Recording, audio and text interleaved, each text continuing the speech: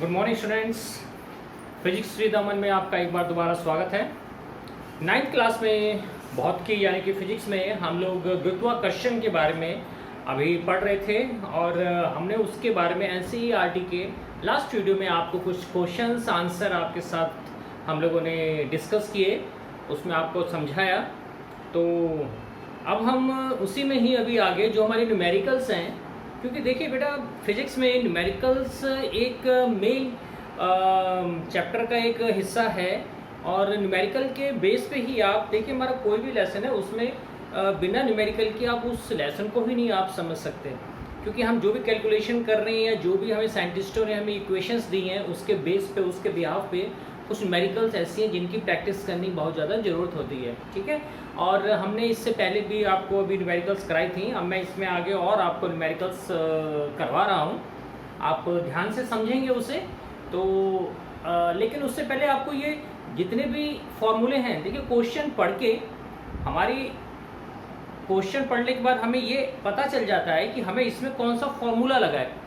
तो मैं बार बार इस चीज़ पे जोर देता हूँ कि आप लोग फॉर्मूलों को ज़रा अच्छी तरीके से अपने टिप्स पे याद रखिए, क्योंकि क्वेश्चन अगर आप उसकी प्रैक्टिस अच्छी कर लेते हैं लेसन की या फॉर्मूले की, तो आप क्वेश्चन पढ़ते ही बता पाएंगे कि हमें इसमें कौन सा फॉर्मूला यूज़ करना है। अब चाहे लेसन वो मोशन का हो, ठीक है, चाहे आपको लॉज ऑफ मोशन हो, चाहे वो ग्रेविटेशन हो, इसमें हमारे न्यूटन के तीनों जो हमारे इक्वेशंस थी वो फॉर्मूले हमारे आगे तक यूज़ होते जा रहे हैं। आपने देखा होगा वो लॉज ऑफ मोशन में भी हुए, मोशन में तो हुए थे, उसके बाद ग्रेविटेशन में भी वो फॉर्मूले हमारे आ रहे हैं। तो ध्यान से आपको मैं क्वेश्चन समझा रहा हूँ, क्वेश्चन को समझना सबसे पहली बात होती है। फिर कह रहा हूँ बिना क्वेश्चन को समझे आंसर निकालना, आंसर गलत निकल जाता है। क्वेश्चन को पहले पढ़िए, अच्छी तरीके से समझिए, तब उसको सॉल्यूशन करना स्टार्ट कीजिए। Okay, let us start our today's numericals of the chapter gravitation. So I am reading the question of NCERT, तो उसको हमें निकालना है। अब क्वेश्चन में वो क्या कह रहे हैं बेटा, क्वेश्चन में कह रहे हैं कि gravitational force on the surface of moon is only 1/6 as strong as gravitational force on the earth. तो जो गुरुत्वाकर्षण फोर्स की बात कर रहे हैं चांद पर, वो कह रहे हैं कि वो 1/6 है। जो गुरुत्वाकर्षण बल हमारा पृथ्वी पर है उसका 1/6 होता है। ठीक है, तो what is the weight in newton. तो न्यूटन में वेट क्या होगा, किसी 10 किलोग्राम की वस्तु का, 10 kg object on the moon and on the अर्थ, यानी कोई वस्तु कोई ऑब्जेक्ट अगर 10 किलोग्राम की है तो उसका वेट पृथ्वी पर और चांद पर कितना होगा। अगर पृथ्वी पर, अगर चांद पर पृथ्वी का के मुकाबले गुरुत्वाकर्षण बल 1/6 होता है पृथ्वी के अकॉर्डिंगली। ठीक है, तो हमें अब इस क्वेश्चन को सॉल्व करना है। तो हम क्वेश्चन में क्या दिया है, आपने इसको थोड़ा समझा होगा कि सबसे पहले इन्होंने दे रखा है कि चांद पे 1/6 होता है, चांद पर 1/6 होता है, और इन्होंने हमें जो मास दे रखा है वो दे रखा है 10 kg का। अब बेटा अब इस क्वेश्चन को करने के लिए देखिए, क्योंकि गुरुत्वाकर्षण बल की बात आ रही है, तो मैंने आपको लास्ट टाइम बताया था एक्सीलरेशन ड्यू टू ग्रेविटी।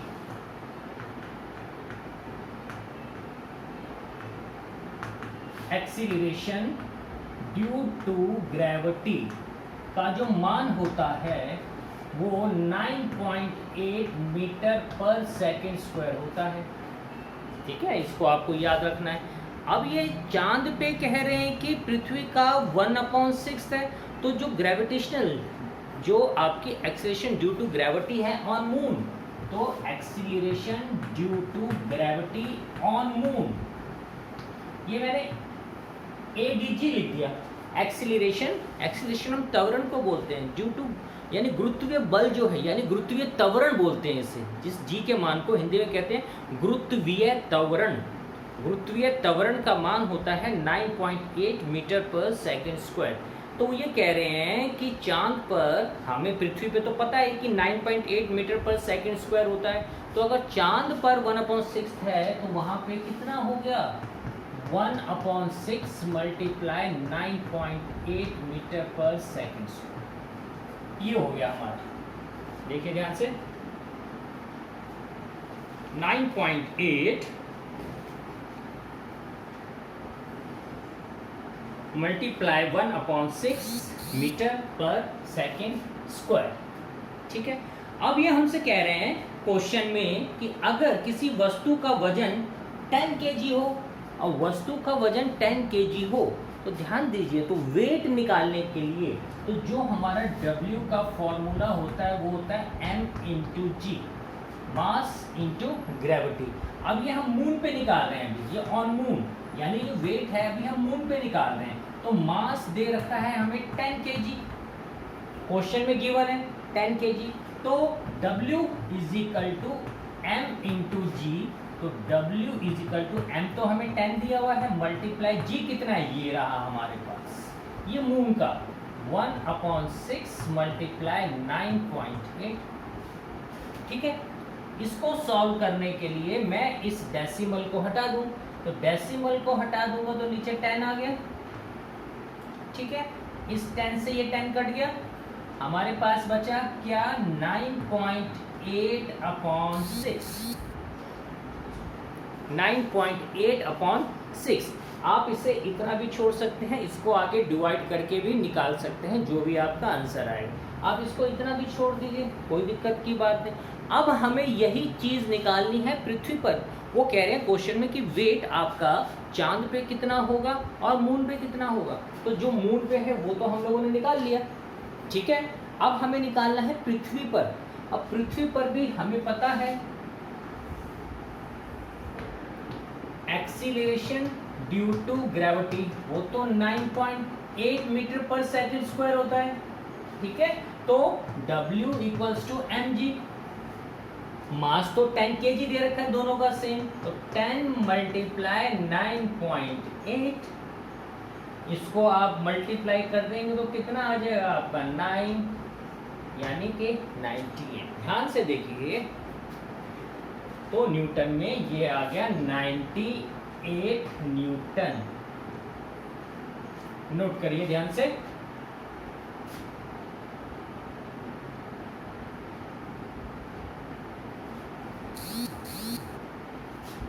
इसको भी डिवाइड करके आ जाएगा 16.3 न्यूटन, क्योंकि दोनों आंसर हमें न्यूटन में निकालने हैं। तो क्वेश्चन एक बार दोबारा मैं आपको बता देता हूं।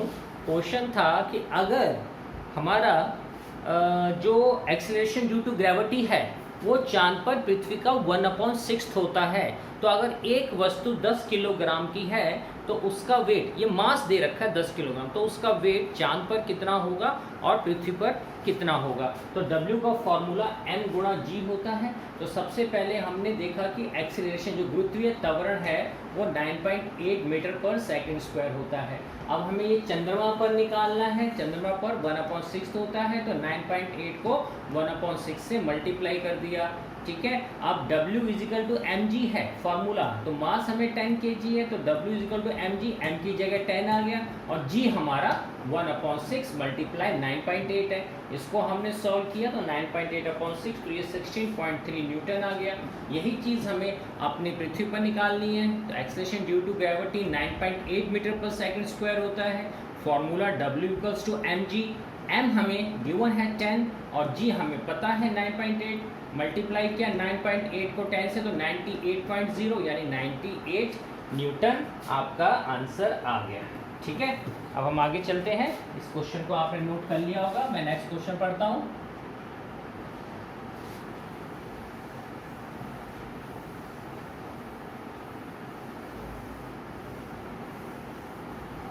फिजिक्स में कोई भी क्वेश्चन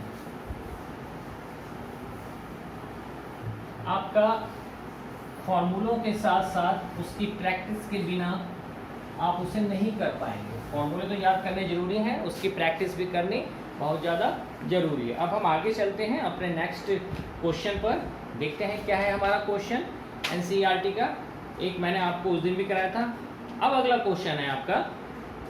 क्वेश्चन में क्या कह रहे हैं, a stone is released from the top of a tower of height 19.6 metre, यानी एक पत्थर को एक टावर से, ऊंची टावर है वहाँ से गिराया जा रहा है, जिसकी हाइट हमें दे रखी है 19.6 मीटर, यानी जो h दे रखा है हाइट 19.6 मीटर हमें दिया हुआ है। पहले लिख ले कीजिए साथ साथ में कि हमें क्या दिया है कि एक पत्थर को ऊपर से रिलीज किया जा रहा है टावर से, जिसकी हाइट टावर की 19.6 मीटर है। फिर कह रहे हैं calculate the final velocity, calculate the final velocity. अब फाइनल वेलोसिटी हम बोलते हैं हमेशा v को, तो हमें समझ में आ गया कि हमें v निकालना है, हमें v निकालना है। ठीक, अब अगर हमें v निकालना है, इसका मतलब हमें इनिशियल वेलोसिटी 0 दे रखी है। भाई उन्होंने हमें साफ क्या रखा है कि फाइनल वेलोसिटी निकाली है, यानी कि v निकाली है। दैट मीन्स जो इनिशियल वेलोसिटी है, जो प्रारंभिक वेग है, वो हमारा u वो 0 है।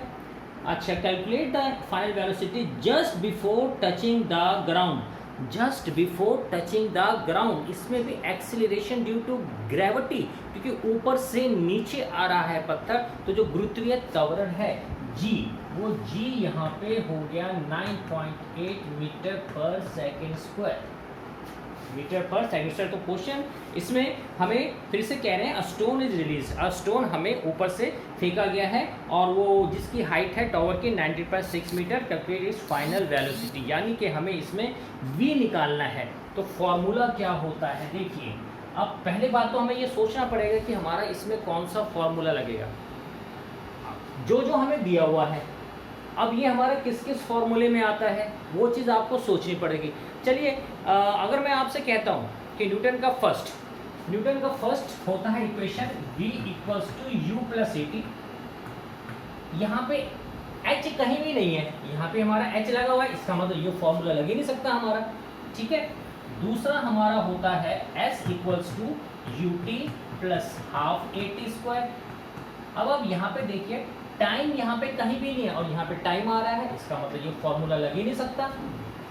तीसरा होता है v square is equal to u square plus 2as। अब ये जो s है, ये s हमारा दूरी, इससे हम ऊंचाई, इस फॉर्मूले को हम ऐसे लिख सकते हैं v square is equal to u square plus 2। ये एक्सीलरेशन है, त्वरण है, लेकिन ये त्वरण ड्यू टू ग्रेविटी g बन जाता है, तो 2g, और s की जगह हाइट, क्योंकि डिस्टेंस है, क्योंकि ऊपर से फेंका जा रहा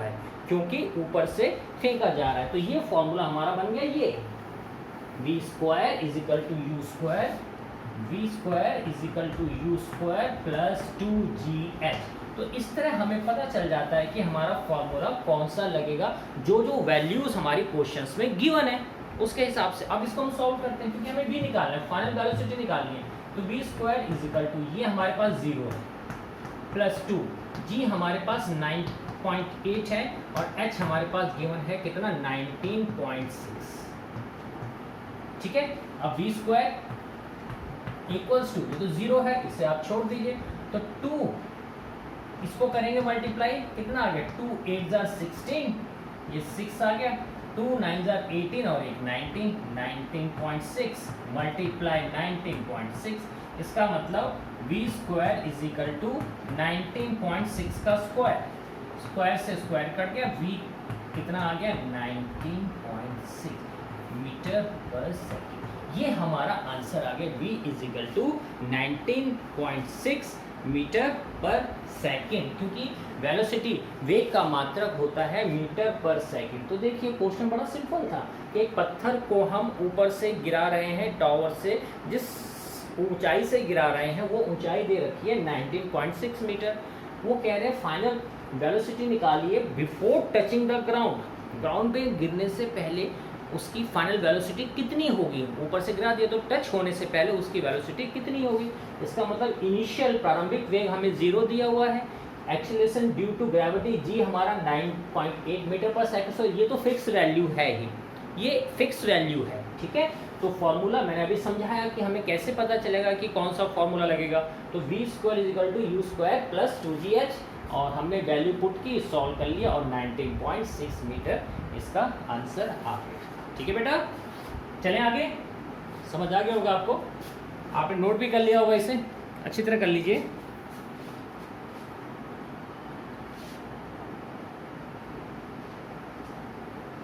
okay, let us do our next question.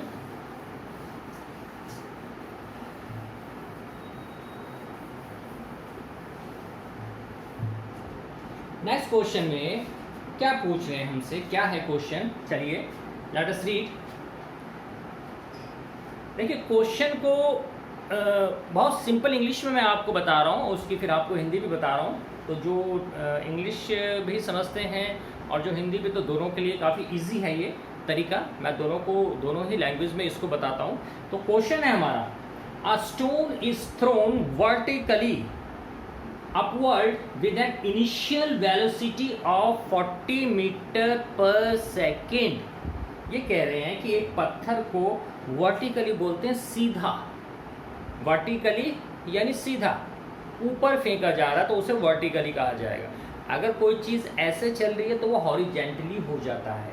तो कह रहे हैं एक पत्थर को वर्टिकली जो है वो ऊपर फेंका जा रहा है, initial velocity of 40 metre per second. Initial यानी प्रारंभिक वेग वो u होता है, इस वेग से फेंका जा रहा है, यह दिया हुआ है इनिशियल, तो हम उसको 40 मीटर पर सेकेंड लिख लेंगे। फिर कह रहे हैं taking g is equal to, question में गिवन है कि g का मान लीजिए 10 metre per second square. Taking g is equal to 10 metre per second square, यानी g का मान 10 मीटर पर सेकेंड स्क्वायर लेते हुए find the maximum height, find the maximum height, यानी हमें हाइट निकालनी है, तो यानी हमें h निकालना है। h अधिकतम ऊंचाई निकालिए, कहाँ तक की height, reached by the stone, जहाँ तक पत्थर पहुँचेगा। ठीक है, जहाँ तक पत्थर पहुँचेगा। और उसके बाद फिर हमसे ये क्या कह रहे हैं, पहले हम इतनी बात करते हैं, इसमें तीन चीज़ें, बाद में कह रहे हैं उसका डिस्प्लेसमेंट यानी कि उसका विस्थापन कितना होगा, और फिर ये कह रहे हैं तीसरा इसमें कि टोटल डिस्टेंस कितना कवर करेगा पत्थर जब वो दोबारा ग्राउंड पर आ जाएगा। ठीक है, तो क्वेश्चन आप समझ गए होंगे कि हम एक पत्थर को ऊपर की तरफ फेंक रहे हैं जिसकी इनिशियल वेलोसिटी है 40 मीटर पर सेकेंड। तो यानी यहाँ पे हमें h निकालना है और फाइनल वेलोसिटी हमें दे रखी है 0। और फिर वही बात, हमारा इसमें कौन सा फॉर्मूला लगेगा, तो आप जैसे मैंने पहले वाले क्वेश्चन में समझाया, आप देख सकते हैं इसमें कहीं भी आपका जो है t टाइम नहीं आ रहा, तो ना तो फर्स्ट फॉर्मूला लग सकता है न्यूटन का, ना इक्वेशन, ना सेकंड इक्वेशन लगेगी, इसमें भी थर्ड इक्वेशन लगेगी। इसका फॉर्मूला होता है v² = u² + 2gh। देखिए ध्यान से, v = u² + 2gh, v² = u² + 2gh। अब यहाँ पर हमारा, क्योंकि हमें निकालनी है मैक्सिमम हाइट, हमें h निकालनी है, v अपने पास 0 है तो 0² = u अपने पास कितना है 40² + 2, g is given 10 and height we have to find, height हमें निकालनी है।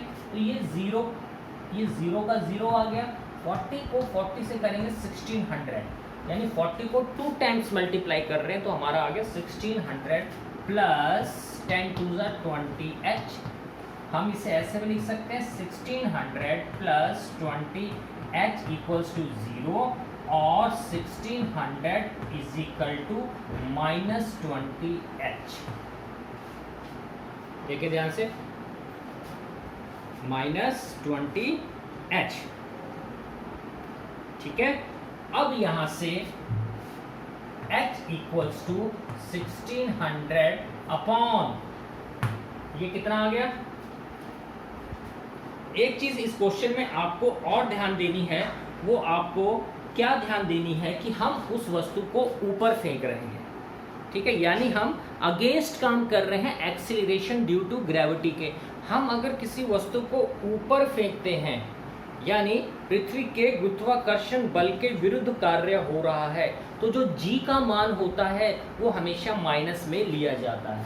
तो यहाँ पे ये जो g का मान है ये माइनस में हो जाएगा, g का मान माइनस में हो जाएगा, तो ये आपका माइनस है, ठीक है। यानी ये आपका -20h आ गया, ये आपका -20h आ गया। तो आप जब ये करेंगे तो 0 है, ये 1600, ये आ गया -20h, -20h इक्वल्स टू 0 और 1600। अब आप ध्यान दीजिए यहाँ पे हम इसे ऐसे लिख सकते हैं, आप 1600 इक्वल्स टू इधर आके ये +20h हो जाएगा और h इक्वल्स टू 1600/20। तो बेटा 0 से 0 कटा, 2 8 16, यानी हाइट कितनी आ गई 80 metre. It is your answer 80 metre. चलिए दोबारा इस क्वेश्चन को देखते हैं। क्वेश्चन था कि आप इनिशियल वेलोसिटी से किसी पत्थर को वर्टिकली अपवर्ड फेंक रहे हैं, आप इसको ऊपर फेंक रहे हैं जिसकी प्रारंभिक वेग आपका 40 मीटर प्रति सेकंड है और g का मान कह रहे हैं 10 लीजिए। अब ये g का मान जो है माइनस में आएगा, क्यों? अगर हम अगेंस्ट काम करते हैं पृथ्वी की ग्रेविटी के, गुरुत्वाकर्षण जो उसका गुरुत्वीय बल के विरुद्ध कोई कार्य करते हैं, तो g की वैल्यू हमेशा माइनस में ली जाती है। हाइट कह रहे हैं कितनी मैक्सिमम हाइट तक पत्थर पहुंचेगा, तो फाइनल वेलोसिटी हमारी 0 है, फॉर्मूला लग गया v² = u² + 2gh और 0 v 0 है, u हमारा 40 है, 2 का 2, g -10, h का h, ये 1600 2 टाइम्स मल्टीप्लाई करने के बाद प्लस ये 10 2 20 आ गया। आगे हमने जैसे मैथमेटिकल तरीके से सॉल्व करते हैं, सॉल्व करके इसका आंसर 80 मीटर निकाल लिया, ठीक है बेटा। तो ये आपका आंसर आ गया 80 metre. Now let us do one more question. क्या कह रहे हैं ये अब हमें नेक्स्ट क्वेश्चन में? अच्छा, अब इसमें ये 80 आ, इसमें एक और चीज़ पूछी है। अब इसमें आगे पूछ रहे हैं हमसे ये कि कितनी मैक्सिमम हाइट तक पहुंचेगी। फिर कह रहे हैं what is the net displacement, what is the net displacement, यानी कि विस्थापन कितना होगा, विस्थापन कितना होगा। अब विस्थापन याद करिए, फर्स्ट लेसन में जब आपको मोशन का चैप्टर पढ़ाया जा रहा था तो उसमें मैंने आपको ये चीज़ समझाई थी कि विस्थापन क्या है, जो शॉर्टेस्ट डिस्टेंस कवर्ड किया जाता है। दूरी और विस्थापन में जब हमने अंतर देखा था, दूरी तो वो थी जो हम वास्तव में कोई डिस्टेंस हम किसी का जाने के लिए हम उसको चल रहे हैं, या लॉन्गेस्ट डिस्टेंस वो हमारी दूरी हो गई। लेकिन विस्थापन होता है the shortest way to cover your distance, या अगर आप अगर आप यहाँ से चले हैं और यहाँ से चलते हुए आपको दोबारा यहीं पर आना है और आप दोबारा यहीं पर वापस आ गए, ठीक है, आप ऐसे चले, सीधे चले और फिर दोबारा ऐसे ही आप यहाँ पर वापस आ गए, तो विस्थापन इस सूरत में 0 होता है। डिस्प्लेसमेंट जो होता है 0, क्योंकि जहाँ से आप चले थे आप दोबारा वहीं पर आ गए। तो इस क्वेश्चन में भी उन्होंने पूछा है कि विस्थापन कितना होगा। भाई हाइट तो उसकी 80 मीटर आ गई, लेकिन विस्थापन कितना होगा, क्योंकि दोबारा वो पत्थर अपनी जगह पे आ गया, जहाँ से फेंका था वो वहीं पे आ गया, तो विस्थापन 0 हो जाएगा। विस्थापन कितना हो जाएगा, 0 हो जाएगा। इसमें एक क्वेश्चन और पूछ रहे हैं, क्या पूछ रहे हैं, the total distance covered by the stone when it falls back on the ground. तो पत्थर ने टोटल कुल कितनी दूरी तय की जब वो ऊपर से दोबारा नीचे ग्राउंड पर आ गया। तो हमारा डिस्टेंस अभी कितना आया था, हमारी हाइट कितनी आई थी, 80 आई थी। तो 80 तो ऊपर और 80 नीचे है कि नहीं, टोटल डिस्टेंस यानी 80 ऊपर और 80 नीचे। मैक्सिमम हाइट तक पहुंचा हुआ 80 मीटर तक और उतना ही वो नीचे आ गया, तो टोटल डिस्टेंस कितना हो गया, टोटल डिस्टेंस 80 + 80, ये आ गया 160, ये आपका आंसर। ठीक है बेटा, तो डिस्प्लेसमेंट और डिस्टेंस दोनों ही हमें इसमें निकालने। पहले हमने हाइट निकाल ली, फिर हमने डिस्प्लेसमेंट बता दिया। डिस्प्लेसमेंट केवल आपको लॉजिक पता होना चाहिए कि अगर हम जहाँ से चले हैं दोबारा वहीं पे आ गए तो डिस्प्लेसमेंट हमारा हमेशा 0 ही होगा। ओके बेटा, now let us do next question.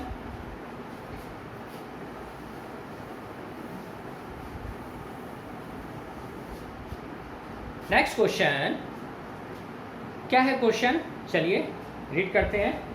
सारे एनसीईआरटी के क्वेश्चन है, आपकी प्रैक्टिस करने के लिए जो क्वेश्चन बच जाएंगे उन्हें आपको अपने आप ही प्रैक्टिस करना है। मैं डिफरेंट टाइप्स के क्वेश्चन इसमें बार बार करवा रहा हूँ। क्वेश्चन है calculate the force of gravitation, यानी फोर्स ऑफ ग्रेविटेशन निकालना है आपको between the earth and the sun. इसका मतलब दो बॉडीज हमें दे रखी हैं, एक पृथ्वी दे रखा है और एक सूरज दे रखा है। तो इसके बीच में फोर्स ऑफ ग्रेविटेशन जो गुरुत्वाकर्षण बल है उसे निकालना है। Given that the mass of the earth, और हमें दिया हुआ है जो मास है अर्थ का, चलिए हमने उसे m1 मान लिया। तो m1 हमें दे रखा है 6 × 10⁻24, 6 × 10⁻24 kg, यही दिया हुआ है। एंड द सन, चलिए सन का मास हमने m2 मान लिया और वो हमें गिवन है 2 × 10⁻30 kg, 2 × 10⁻30 kg। ये तो हमें जो गिवन है हम साथ साथ में उसको आप लिखते रहिए, ठीक है।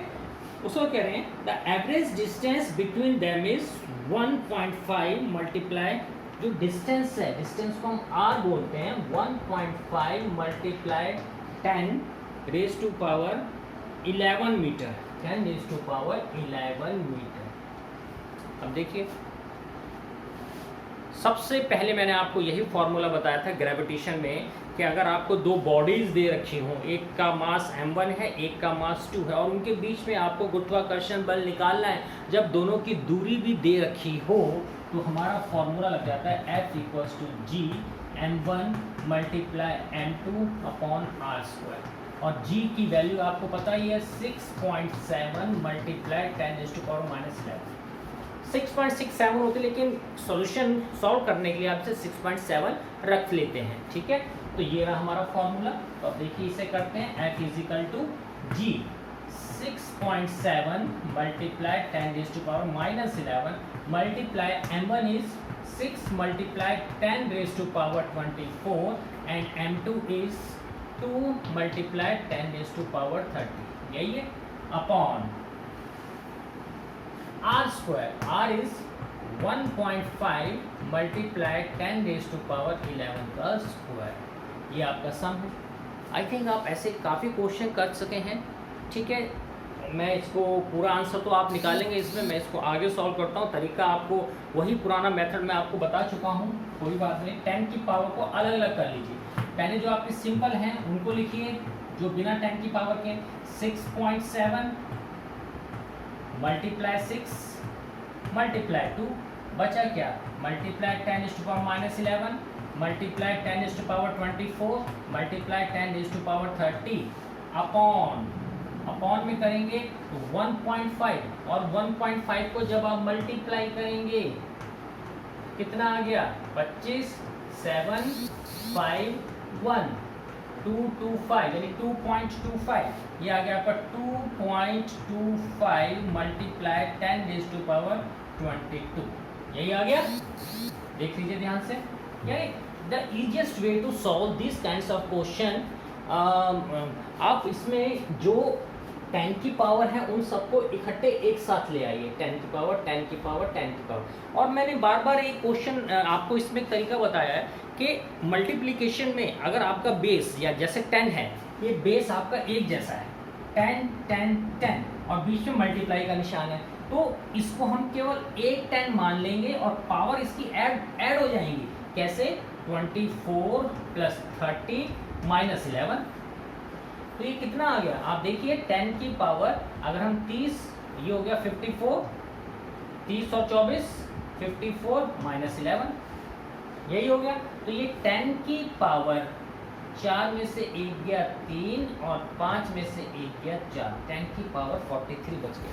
फिर देख लीजिए, अगर आधार एक जैसा है और बीच में गुणा का निशान होता है, मल्टीप्लिकेशन का साइन होता है, तो पावर उसकी ऐड हो जाती हैं। तो पावर थी -11, 24 और 30, तो इन दोनों को ऐड किया और 11 इसमें से माइनस किया, तो 24, 30 और 24 कितने हो गए, 54, 30, 40, 50, 54 - 11। अब 54 में से 11 गया 43। तो अब जब हम इसे सॉल्व करेंगे तो ये हो गया 6.7 multiply 6 multiply 2 multiply 10 raise to power 43 upon 2.25 multiply 10 raise to power 22। यही हो गया, ठीक है। अब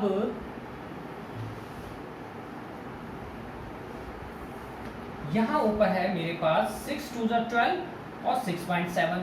तो 6.7 को हम 12 से जब मल्टीप्लाई करेंगे तो हमारे पास कितना आ जाएगा, 14 13, ठीक है। 7 6, ये आ गया 4 3 10 और ये 8, यानी 80.4 आ गया। मैं इसकी जगह लिख सकता हूँ 80.4, जगह कम है तो यहाँ मैं लिख रहा हूँ 80.4।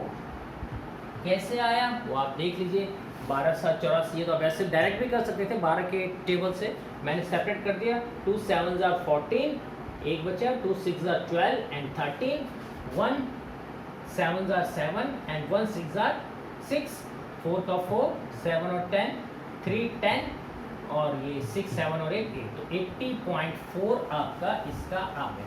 अब यहाँ पे इसे हमें सॉल्व करना है। आगे अब आप देखिए हम इसे कैसे सॉल्व करेंगे। पहले मैं 10 की पावर को आपको अलग से करके दिखा रहा हूँ, देखिएगा ध्यान से। ये 10 की पावर 43 है और ये 10 की पावर 22 है, ठीक। ये आपस में कट जाएगी, 43 में से 22 जाएंगे तो 3 1 और ये कितना बच गया, ठीक है कि नहीं है। तो हमारा 21, यानी ये बच गया हमारा 10 की पावर 21। तो मैं इसकी जगह अब इसे हटा के यहीं पर ही मैं लिख रहा हूँ 10 की पावर 21 मल्टीप्लाई 10 की पावर 21, ठीक है। क्योंकि ब्लैक बोर्ड पे पूरा नहीं आएगा तो मैं वहीं आपको अलग से रफ में करके दिखा रहा हूँ। अब आपका बचा 80.4 और 2.25। इसको भी और सिंपल बनाने के लिए देखिए, ये 80.4 है, मैं इसका डेसिमल 80.4 का डेसिमल यदि मैं हटा दूं तो नीचे आ गया आपका 10, डेसिमल हट गया। यहाँ पे 2.25 है कि नहीं। मैं इसका डेसिमल हटा दूं तो ऊपर आ गया मल्टीप्लाई 10 की पावर यानी 100 आ गया, क्योंकि डेसिमल के बाद 2 डिजिट थे, डेसिमल हटाएंगे तो ऊपर मेरे 2 0 लग जाएंगे। अब ये 21 है। अब आप ध्यान से देखिएगा, अब यहाँ भी अब आप ध्यान से देखें, मैं इसी में ही करूँगा उसे, मैं अलग से नहीं कर रहा अभी। ये 804 गुणा 10 की पावर 21, पहले मैं इसको काट लूँ, ये 10 10 100, ये 10 बचा, केवल 10 बचा ना। अब ये 10 की पावर 21 है तो एक 10 और है, यानी एक 0 और है, तो मैं इसे डायरेक्ट यहाँ पे 22 कर लूँगा। अब इसको लगाने की कोई आवश्यकता ही नहीं, ये 10 मेरा कट गया, मेरे पास क्या बचा बेटा, अब केवल बचा मेरे पास 804 upon 225 multiply 10 raise to power 22। अब आपको 804 को आपको जो है डिवाइड करना है किससे, 225 से, 225 से आपको इसको डिवाइड करना है। तो ये आपका जो आंसर निकल के आ जाएगा 3.57 10 raise to power 22, 3.7 multiply 10 raise to power 22 newton. ये आपका आंसर आ गया 10 रेज़ टू पावर 22, 3.57। डिवाइड आप अपने आप करके इसे देख सकते हैं, ठीक है। आई थिंक उसकी कोई ज़रूरत नहीं है कि मैं आपको पूरा वो डिवाइड करके दिखाऊं। तो क्वेश्चन हमारा क्या था, सन और अर्थ के बारे में, कि मास इतना है, m1 इतना है, m2 इतना है, रेडियस यानी जो आपस की दूरी है वो उनकी इतनी है। तो फोर्स ऑफ ग्रेविटी कितना होगा, ग्रेविटेशनल फोर्स इन दोनों के बीच में कितना होगा, तो हम उसी को सॉल्व करते हुए हमने वैल्यूज़ यहाँ पे रखी और स्टेप बाय स्टेप हम उसको सॉल्व करते गए। यहाँ पे मेन समझने वाली बात केवल सॉल्यूशन की केवल इतनी है, फॉर्मूला हर एक को याद हो जाएगा, वैल्यू भी हर कोई पुट कर लेगा, लेकिन एंड में आंसर निकालते हुए वो दिक्कत आ जाती है कभी कभी बच्चों को, ठीक है। आप लोगों को नहीं आनी चाहिए। तो मैंने इसमें इस 10 की पावर को सबको अलग अलग कर लिया था, सबको अलग अलग। ये देखिए 10 की पावर 10 की पावर 10 की पावर। फिर मैंने आपको ये सिखाया है कि क्योंकि हर जगह 10 है तो बेस एक जैसा है, बीच में मल्टीप्लाई का साइन है तो पावर ऐड हो गई थी। पावर ऐड हो गई तो हमारा वहाँ पे क्या बचा था वो मैंने आपको वो करके दिखाया, ठीक है। फिर मैंने डेसिमल हटा के 10 से पावर 100 से काट के जो बचा यहाँ पे 22 आ गया था और नीचे मेरा 225, तो 804 को 225 से डिवाइड करके मल्टीप्लाई 10⁻²2 हमारा वैसा का वैसा ही रहेगा। देखिए क्वेश्चन आप इसमें से नोट करें, बहुत अच्छी बात है, आप इसको नोट करके रख सकते हैं। लेकिन जब आप प्रैक्टिस करते हैं किसी भी क्वेश्चन की तो मैं चाहूँगा उससे अपने आप उस क्वेश्चन को आप एक बार दोबारा फिर से करके देखिए, क्योंकि अगर आपने ये नोट करके उसको नोटबुक में उतार के बस ऐसे ही रख दिया और अपने हाथों से उसको करके नहीं देखा तो शायद आप उसको फिर उसकी कैलकुलेशन, उसका सॉल्यूशन आप करना भूल जाएं। अब इसके आप कुछ क्वेश्चंस थोड़े से और बचे हैं वो भी मैं ख़त्म कर दूँगा। देखिए हमारी फिजिक्स में कुछ पोर्शन कटा है, तो अब ज़्यादा हमारा फिजिक्स में इतना बड़ा पोर्शन नहीं है कि इसमें, क्योंकि मैं आप ये it is a second time जो मैं आपको रिवीजन करवा रहा हूँ दोबारा इसका, तो ताकि आपको अच्छी तरीके से आ जाए। तो ग्रेविटेशन के, मोशन के और लॉज ऑफ मोशन के जितने भी न्यूमेरिकल्स हैं मैं उसको स्टेप बाय स्टेप आपको सिखाता रहूँगा बीच बीच में चैप्टर के साथ। हमारा एक चैप्टर अभी और बचा है पढ़ने के लिए, उससे भी हमें पढ़ना है, लेकिन अभी नेक्स्ट में अभी आपको इसके और क्वेश्चंस में कराऊंगा ताकि आपकी प्रैक्टिस इसकी अच्छी हो जाए। अच्छी तरह समझिए उसको, अच्छी तरह प्रैक्टिस कीजिए। ओके बेटा, आज के लिए इतना ही। Thanks and all the best.